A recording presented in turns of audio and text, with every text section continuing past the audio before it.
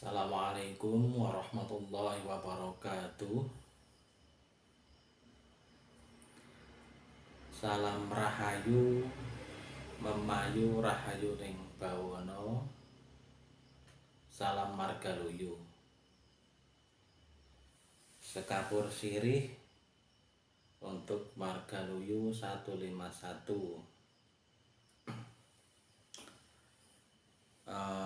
Sebelumnya saya mohon maaf apabila di konten ini ada yang tersinggung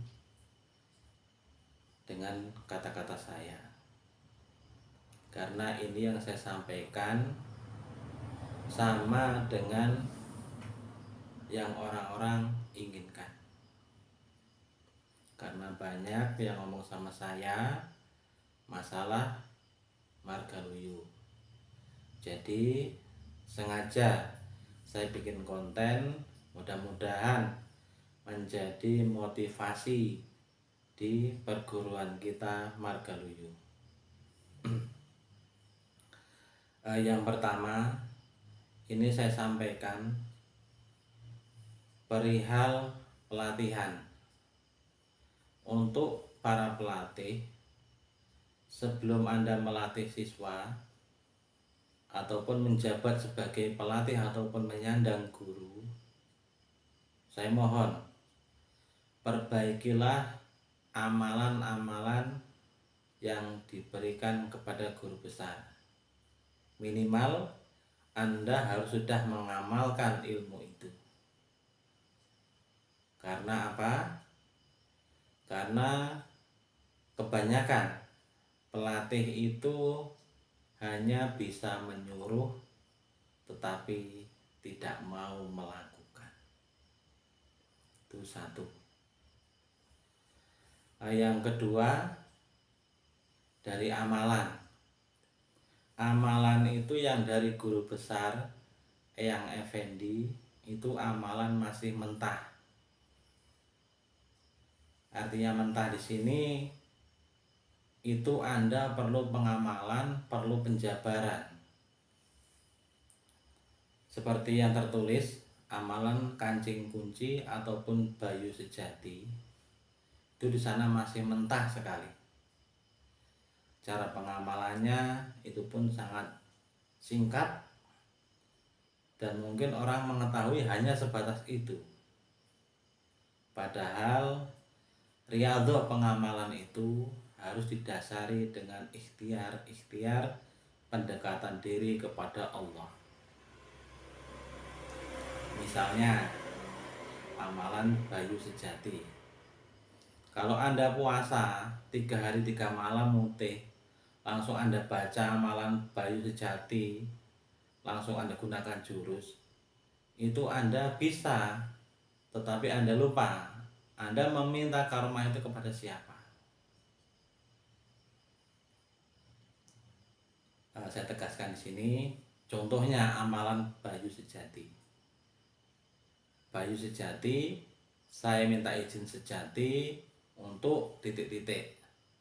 Nah, yang sampean minta itu kepada siapa?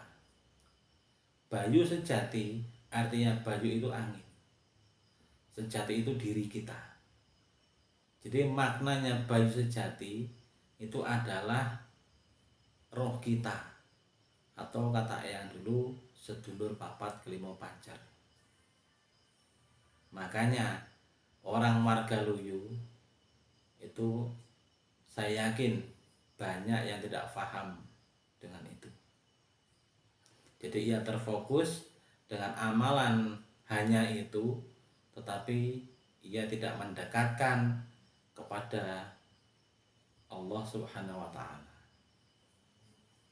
Kebanyakan yang diamalkan hanya itu saja, tetapi tidak pernah ada riyadhah, tawasul ke satu Kanjeng Nabi, kedua para malaikat, ketiga para guru, ketiga para orang tua, ketiga dirinya sendiri.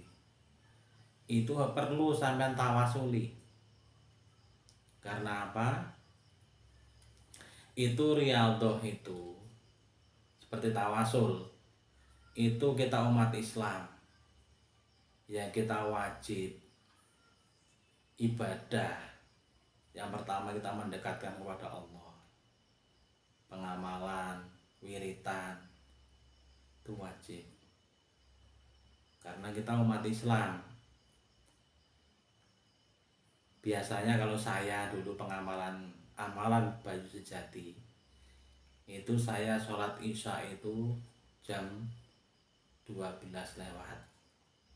Karena sambil puasa, jadi malam itu setelah sholat langsung saya doa dan saya keluar kira-kira jam 12 lewat 25 menit, langsung saya peragaan jam 10, langsung saya berdoa. Doanya Allahumma la maghfuda illallahu la maghfuda illallah.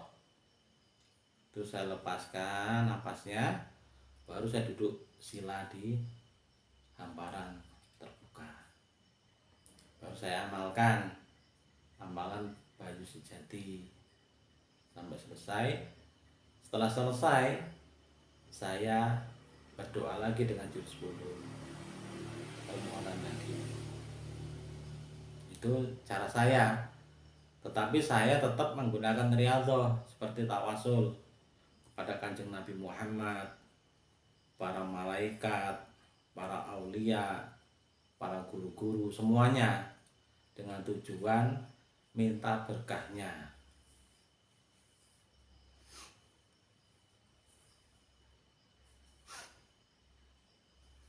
Itu saudara-saudara yang mungkin kalau pelatihnya mungkin banyak yang nggak paham, ya sebatas dikasih amalan itu sudah.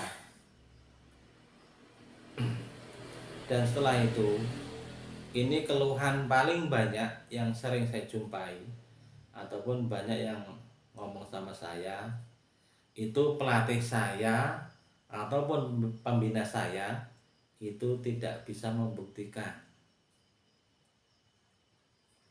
Itu yang sering ngomong sama saya seperti itu. Itu bukan saya mengada-ngada, tetapi saya dari dulu memang saya terbuka.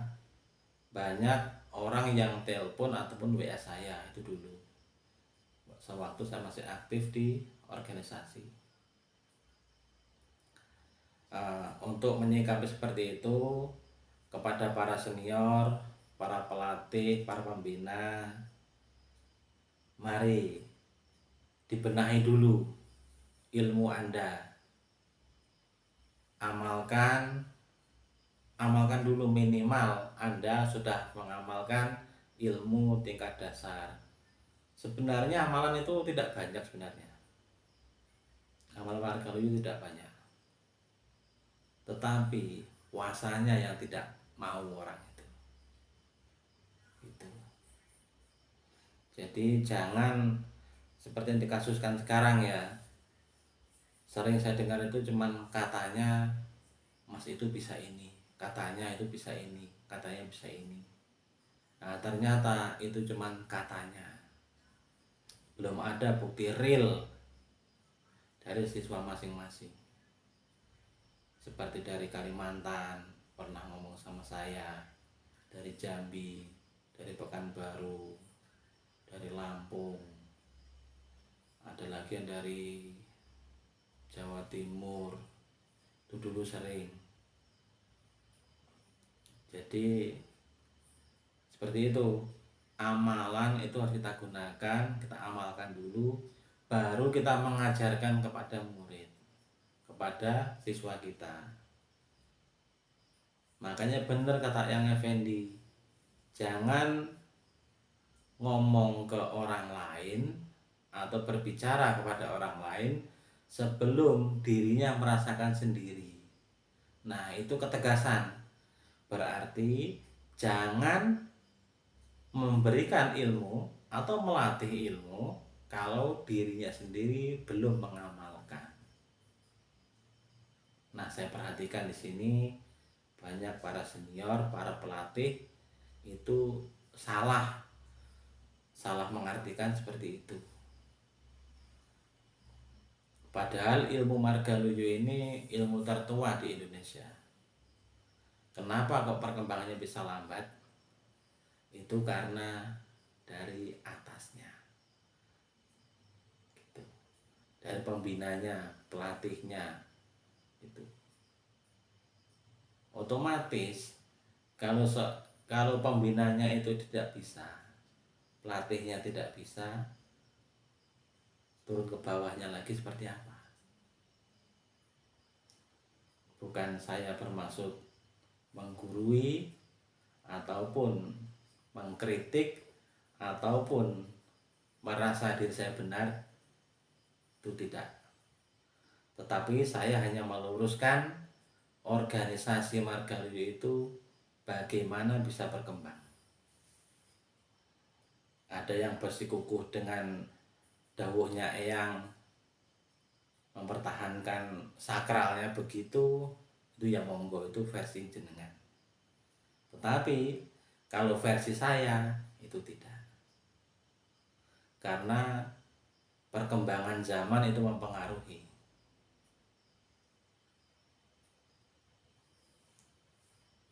Jadi buat saudara-saudara Margaluyu yang belum paham, putar video ini berulang-ulang, pahami kalimat saya, benahi diri kita masing-masing. Yang belum mengamalkan, coba diamalkan, coba diresapi, dihayati, dijalani, praktekkan, insya Allah bisa. Jadi pelatih itu tanggung jawab sepenuhnya kepada siswa. Untuk mas-masnya, para warga senior, jangan tersinggung dengan kalimat saya seperti ini. Itu memang watak saya begitu. Jadi kalau A saya katakan A, kalau benar saya katakan benar. Jadi yang mudah tersinggung, yang mudah-mudahan cepat sadar, cepat memahami dari apa yang dia pelajari. Memang saya sering itu mendapatkan WA seperti itu sering. Cuman karena dulu saya tidak terikat di organisasi, saya sibuk dengan praktek saya sendiri, makanya saya tidak merespon. Nah, baru kali-kali ini kok saya pasang di FB saya, bikin status kok yang respon rame. Nah, itu timbul pikiran saya untuk menggugah saudara-saudara saya Margaluyu untuk bergerak, syukur kalau bisa membenahi. Jadi jangan beranggapan saya ini merasa paling pintar, merasa paling benar, merasa sudah mengamalkan, itu jangan. Walaupun saya sudah mengamalkan, tetapi saya tidak merasa bisa di situ.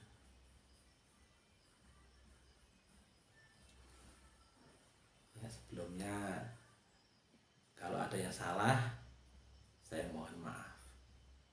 Saya pribadi mohon maaf.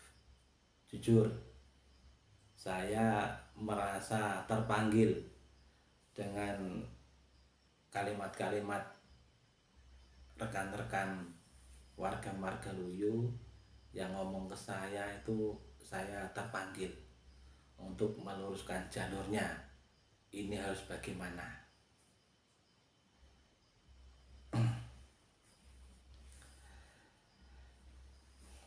Saya rasa cukup itu yang saya sampaikan. Oh iya, satu lagi mengenai amalan. Ini saya beri pakemnya ya. Selama Anda mengamalkan amalan, itu jangan lupa, satu, mendekatkan diri kepada Allah, yaitu ibadahnya. Dua, Anda harus riyadhah kepada Kanjeng Nabi, kepada para malaikat, para tabiin, para aulia, ulama, dan guru-guru, juga orang tua. Karena apa? Karena atas bimbingan dari atasan itulah nanti akan membimbing sampean-sampean itu menuju ke ilmu yang sempurna. Kalau Anda mengamalkan dari amalan yang pakemnya cuman dari amalan padepokan, Di situ tidak ada tawasulnya, tidak ada cara riadohnya. Jadi ilmu itu mentah, sangat mentah. Jadi yang ingin pemahaman lebih lanjut bisa sharing-sharing, nomor WA saya juga ada, silakan. Mau telepon ya boleh, mau WA ya silakan. Intinya sifatnya untuk membangun, biar kita sama-sama berdiri, sama-sama mengembangkan ilmu marga luyu.